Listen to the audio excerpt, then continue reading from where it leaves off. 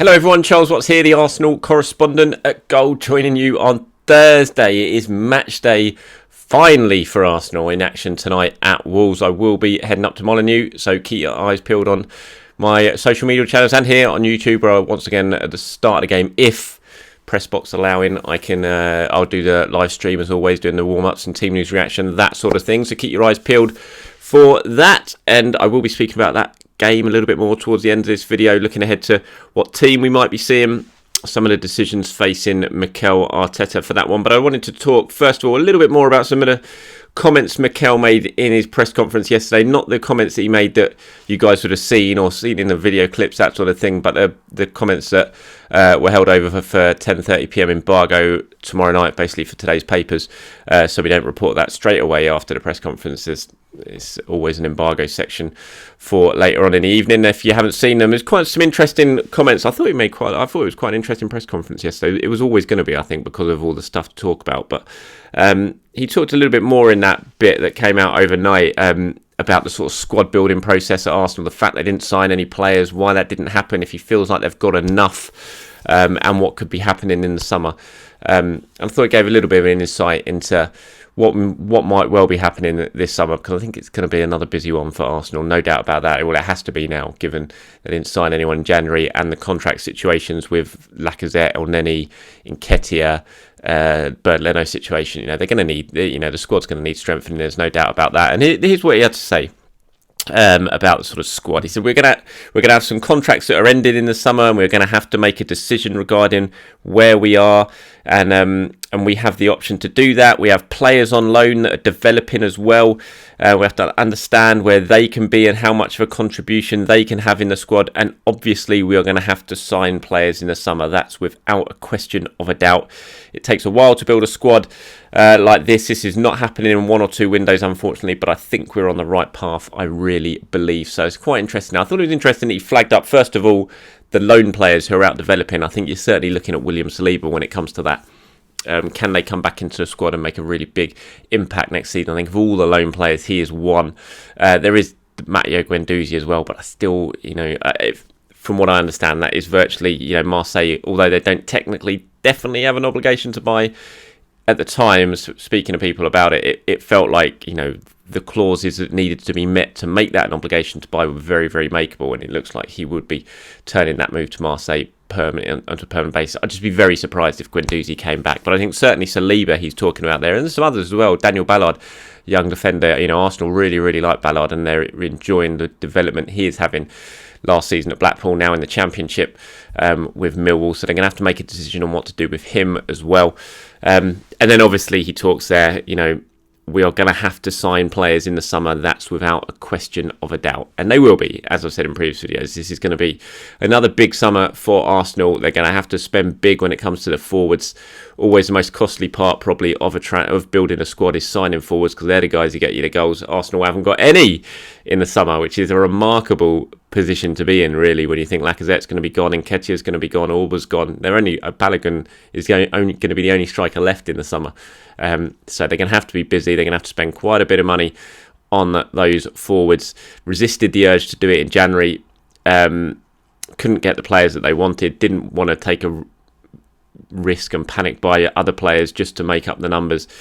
So they're going with what they've got, and they're going to have to improve that squad in the summer. And Mikel, as he says, 100% without a question of a doubt, Arsenal will be signing players in the summer. The central midfielder as well, absolute key area, and a right back. So I think they're the four positions we're going to be seeing Arsenal really focus on in the summer when it comes to continuing to build this squad that they have started. We're going to see exits, we know that. We've talked about the players who are out of contract and Bernd Leno. And then it's just going to be about that central midfield. We could well see one of the players they're going to target in the summer tonight when Arsenal take on Wolves. Ruben Neves, a player Arsenal were interested in. I think had Granit Xhaka made that move to Roma last season, I think Neves would be playing in an Arsenal shirt tonight. Didn't happen, obviously. And it'll be interesting to see if Arsenal really push to make that a deal they get done this summer. Other targets as well. Yuri Tielemans, I know they like him. They've held talks with his agent about a possible move in the summer. Tielemans' agent's doing the rounds, though. He's talking to lots of clubs. I think he'll certainly be on the move from Leicester this summer. It feels like he needs a move at the moment, and there are other players as well. So it's going to be a busy one for Arsenal, and Mikel not hiding that there when he talks about what the job is going to involve for him and Edu when it comes to continuing to build this squad. He also talked a little bit about the talks with Stan Kroenke. He was asked, is this what you spoke about, when you went over to America to speak to Stan? And he said, you have to raise those ideas and the visions that you have towards the owners, which are completely in line, and they have been extremely supportive with us. I mean, they have been supportive, there's no doubt about that. You can't say for all the Kroenke's faults, and I think they've got plenty, certainly in terms of their lack of hands-on ownership, really, when it comes to Arsenal. They have freed up funds. Whether it's their funds is another thing. Taking out loans, basically putting more debt on the club. It's not an ideal situation for Arsenal, but it's given them. They have had money to spend. I mean, they were the biggest spenders last summer, and they're going to have to spend big again this summer because, as I said, strikers don't come cheap, and so the Kroenkes are going to have to be on board. Mikel says they are, and they're extremely supportive. So that's going to be certainly interesting, and I'm sure that was, as Mikel said, those were parts of the talks that they had when they went over to America. And he was also asked, are you convinced that these players that you want, the players that you really think are going to take Arsenal to the next level? Because Mikel spoke about that at length as well. The reason Arsenal haven't just signed anyone in January is because they only want to sign players who are going to take them to the next level now. They don't want to sign just players to make up the numbers anymore. And obviously there was the links with Vlahovic in throughout January, and reports from Italy saying he didn't want to join, he only wanted Juventus. And Mikel was asked, are you confident that these players that you really think will take Arsenal to the next level are going to want to come to Arsenal in the summer? He said, absolutely, we have the tradition, what the club inspires, what we are as a club is enormous. Everybody wants to play for Arsenal. I haven't one time on the phone to a player, a member staff, someone from recruitment, found out someone doesn't want to join Arsenal, that's for sure. If they go for financial reasons, that's something else. But the willingness to come and be part of this, I haven't experienced something different. And Arsenal are going to need that sway in the summer when it comes to signing some of the players. Hopefully, they're going to be in the Champions League. They're going to be able to offer Champions League football. I mean, what happens over the next 17 games is going to be so crucial in terms of Arsenal's squad building. Yes, it's Arsenal. Yes, it's London. Yes, they can offer big wages. But ultimately, you want to be able to offer a footballer Champions League football. And if Arsenal can do that in the summer, then it's going to really help get the players that they really, really want, and potentially make them more appealing than other clubs. Because, it's always a fight to get players now. We've seen it with Tottenham missing out on Diaz to Liverpool. Tottenham thought they were going to have that one wrapped up. They were really, really confident. And then bang, Liverpool came in and offered Champions League football, and the fact they're not Tottenham. And so that's always going to help when it comes to a player deciding who or not to go to. But enough about me having a dig out at Tottenham. But being serious, Liverpool can offer Champions League football. Yes, they can also offer. They've got Jurgen Klopp and players. But the fact they've got Champions League football, it's such a massive pull to players. We know that.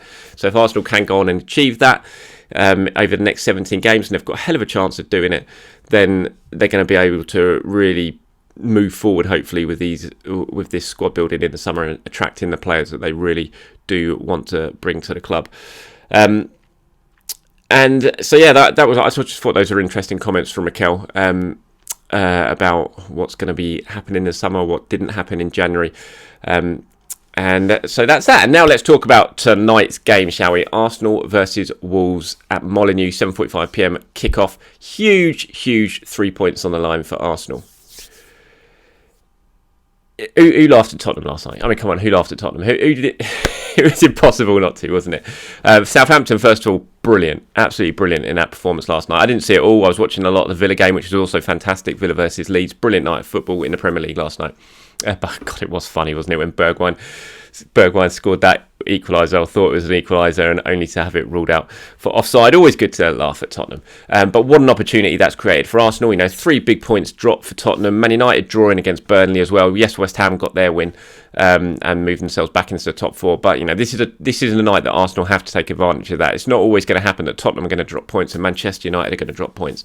So Arsenal, when they do, they need to take advantage. It's a really tricky game this for Arsenal against a Wolves side who are in the running really for a top 4. I wouldn't rule them out. The gap's not, they're only just below Arsenal in the table. If they can win tonight, then they're going to be right bang in the mix potentially for a top 4 spot as well, because they play very, very well and they're a good team, brilliant defensively, don't concede many goals, perhaps don't score that many, but they've got a quality midfield, they've got decent striker as well in Jimenez. So this is going to be a big tough night for Arsenal, but what an opportunity it is to really sort of take a bit of a grip on that battle for the top 4, which is what they need to do after what was a disappointing January, those 2 Premier League games without a win in January, Manchester City and Burnley. So it's a big opportunity, and Arteta's got some big decisions to make, I think, when it comes to his starting line. I think the main thing is going to revolve around Tomiyasu. I know Mikel was speaking in his press conference yesterday saying he's working hard, training hard, but I don't know. I've got a feeling he's not going to make it tonight. That's just a hunch personally, and it's basically based on the fact I haven't seen him in the training pictures. I haven't heard anything, anything of substance to say he's definitely out tonight. But you sort of look in the training pictures yesterday, the video that Arsenal put out, even in the background, there's just no sign of Tomiyasu. He wasn't training in Dubai, obviously. I just wonder if he's going to make it tonight. I wouldn't be surprised if it's Cedric. You just don't want to take a risk on Tomiyasu. I know he's so important. I think he just makes Arsenal look a lot more solid at the back. But I just feel like it might well be Cedric tonight. So that's going to be a big decision. Do you take a gamble on Tomiyasu's fitness, which he did against Liverpool in the Carabao Cup semi-final, second leg? It didn't work. Tomiyasu had a poor game because he wasn't ready, he wasn't fit, and it aggravated the injury. You don't want to do that again. So it's a big decision facing Mikel Arteta on that one. And then what do you do with Emil Smith-Rowe and Gabriel Martinelli? Do you try and squeeze everyone into the team again? I don't think you do. I think you've got to probably leave one of those two out, and I've got a feeling it'll be Smith-Rowe because look, Gabby's been brilliant the last couple of months. He's won Player of the Month for December and January. I don't think you can leave him out. So I think Emil's going to have to be sat on the bench again, because the big news is obviously for Arsenal, Granit Xhaka and Thomas Partey are back available, and that's huge for Arsenal. It really is. It can allow them to play the 4-2-3-1. It just brings a real, just a more solid base to the team as well, something they were perhaps lacking. I think the lack of midfield over in January was had a big effect on the results. I think it affected the attack as well. You had to move to 4-3-3. Odegaard played deeper than he should have been, and it just had a big all-round effect on the team and the balance of the side without having those two. So having them back in the middle of the park, go back to 4-2-3-1, have Saka, Odegaard, Martinelli, and then Lacazette, you would imagine, is going to be the central striker. So I think those are the two main decisions. And if he does play Cedric, if Tomiyasu is out, then he's got to decide what he does at right back. Do you play Cedric or do you play Ben White at right back and then bring in Holding and Gabriel as a centre-back partnership? He'd done that before. He did it against Burnley, didn't he? Personally, and I've said this before, I'd much prefer to see Cedric there. I think just because, I don't think Ben White, I don't think it's worth the disruption it causes, because I just don't think Ben White gives you enough down that right-hand side. Anyway, if he was bombing up and down and causing problems, then I would do that. I would say yes, fine, but I just don't think he does. So personally, I'd want to keep Gabriel and White together and then just play Cedric at the right back position. So I think they're the big sort of decisions facing Mikel, and most of it really revolves around that right back spot.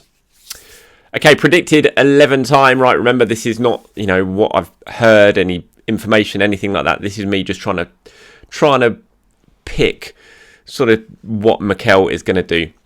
This isn't the team that I'd necessarily go for. It's what I think Mikel's going to end up doing.